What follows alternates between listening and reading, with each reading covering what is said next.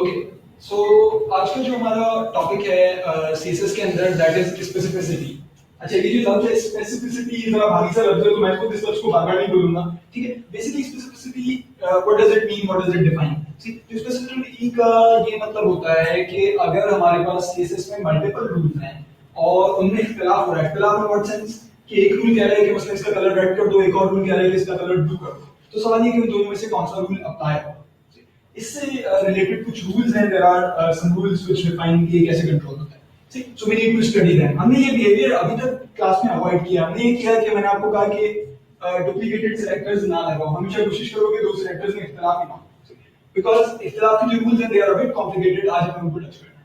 अच्छा, anyway, so what are the rules. So currently अगर आप यहां पे देखें स्क्रीन पे, so I have got multiple kinds of selectors. मैंने एक ही डिव बनाई है और मैंने इस डिव को आईडी भी दे दी है और इसको दो क्लासेस भी दे दी।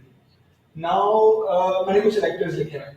सो मैंने एक टैग सेलेक्टर लिखा हुआ है व्हिच मींस जस्ट डेफ करके सेलेक्टर बनाया हुआ है, एक मैंने आईडी बेस्ड सेलेक्टर लिखा हुआ है, फिर मैंने क्लास बेस्ड सेलेक्टर्स लिखे हैं। अच्छा, क्लास बेस्ड सेलेक्टर्स में मैंने चूंकि दो क्लासेस लगाई हैं बी और सी, सो मैंने बी का सेलेक्टर लिखा हुआ है, सी का सेलेक्टर लिखा हुआ है and then dot B dot C का सेलेक्टर लिखा हुआ है। So let's go through them one by one. अच्छा, सबसे पहले we have got the tag selector. ठीक, टैग सेलेक्टर सबसे कमजोर सेलेक्टर होता है, which means कि अगर आपने एक टैग सेलेक्टर लगाया हुआ है और फिर आपने एक क्लास सेलेक्टर भी लगाया हुआ है, एक आईडी सेलेक्टर भी लगाया हुआ है, तो जो टैग सेलेक्टर है इट लूजेस एंड बाकी जो सेलेक्टर्स होते हैं दे टेक प्रेसिडेंस। अच्छा, so then we have the class selector. Class selector में ये है कि मैंने अब इसमें दो क्लासेस लगाई हैं। क्लासेस भी हो सकता है कि एक चीज पे एक से ज्यादा क्लासेस लग सकती हैं। सो द क्वेश्चन इज कौन सा जीतता है। अच्छा, तो करंटली अगर आप देखें मैंने डॉट बी जो बी की क्लास है उसको बॉर्डर दिया हुआ है पैडिंग दी हुई, जो सी की क्लास है उसको पैडिंग दी हुई और बॉर्डर कलर दिया हुआ है। अच्छा, पहले हम पैडिंग की बात कर लेते हैं। मैंने बी को पैडिंग दी हुई है 20px, सी को पैडिंग दी हुई है 50 और बी सी को दी हुई है 5 डॉट बी डॉट सी। ठीक है, सो द क्वेश्चन इज इस वक्त इसको देख के क्या लग रहा है कौन सा अप्लाई हो रहा है, 20 50 या 5? 5 अप्लाई हो रहा है। ठीक है, अच्छा, व्हिच मींस कि आखिरी वाला रूल होता है।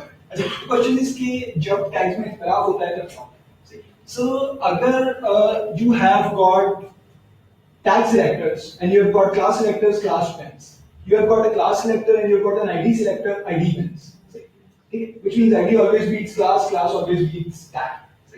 लेकिन sometimes क्या होता है इस तरह का scenario, you have got two class selectors और ये दोनों equal specificity रखते हैं, equal value रखते हैं। इस केस में क्या होता है, अगर if I did not have the last one, तो ये होगा कि C अप्लाई हो जाता है। एसेंशियली होता है कि जो भी बाद में लिखा हुआ है कोड के अंदर वो अप्लाई होता है। सो कोड के अंदर इसको लिखने की जो तरतीब है that starts to matter only किस केस में, जिस केस में दो इक्वल स्पेसिफिसिटी के सिलेक्टर्स हो आपके पास। ठीक है, and then I have the third rule and it is okay apply third one. So ये क्यों अप्लाई हो रहा है, बिकॉज़ इसके अंदर दो क्लासेस लगी हुई। जब एक सिलेक्टर में दो क्लासेस लग जाएं तो वो एक सिंगल क्लास के रूल को हमेशा बीट करेगा। इसका मतलब ये है कि अगर मैं इसकी तरतीब चेंज कर दूं और मैं इस रूल को ऊपर भी लिख दूं या यहां भी लिख दूं, स्टिल ये वाला जीतेगा। ये वाला तरतीब की वजह से नहीं जीत रहा, ये वाला इसलिए जीत रहा है कि इसका सिलेक्टर स्ट्रांग है।